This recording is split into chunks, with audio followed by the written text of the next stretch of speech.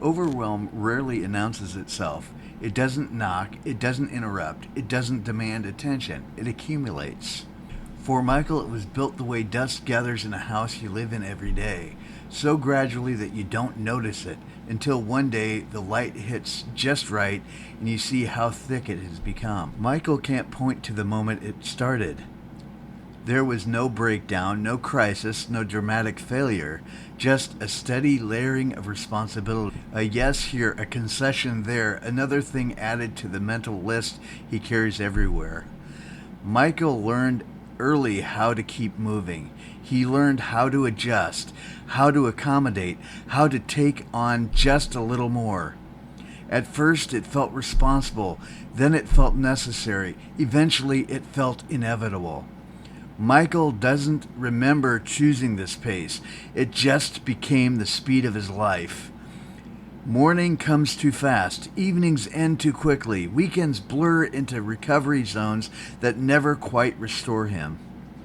He tells himself he's fine, and in many ways he is. He shows up, he functions, he gets things done. But functioning isn't the same as being okay. Michael's body knows this, even when his mind doesn't. His shoulders are always slightly raised, like they're expecting impact. His jaw tightens when he concentrates. His breath rarely reaches his belly. These aren't emergencies, they're adaptations. Overwhelm doesn't feel like panic, it feels like constant readiness. Michael lived prepared for the next demand before it arrives. Emails get answered quickly, not because they're urgent, but because leaving them unanswered feels uncomfortable. Rest is delayed, not because he doesn't want it, but because stopping feels undeserved. Joy is postponed, not consciously, but subtly, until things, quote, settle down, end quote. They never do.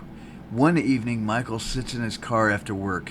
The engine is off, the radio is silent, his hands rest on the steering wheel longer than necessary.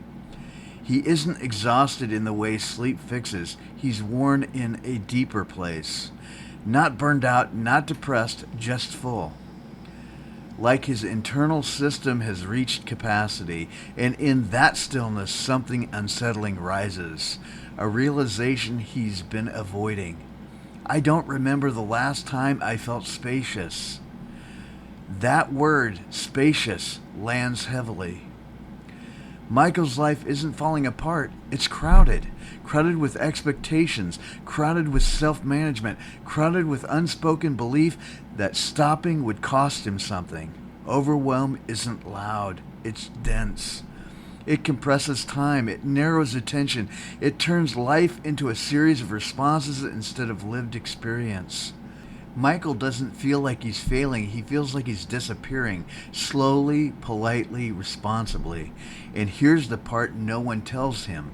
Overwhelm isn't caused by doing too much, it's caused by never being met, never being asked, how is it actually landing in you? Never having space where nothing is required, never feeling safe enough to let the system stand down. Michael has been surviving, not because he's strong, but because he's adapted. And adaptation over time becomes invisible, until one day your body whispers something your mind can no longer ignore. This isn't sustainable. This episode isn't about fixing overwhelm, it's about recognizing it before it demands to be noticed in a louder way. Because once overwhelm is named, it shifts. It stops being a personal shortcoming, it becomes information. And information is the beginning of choice.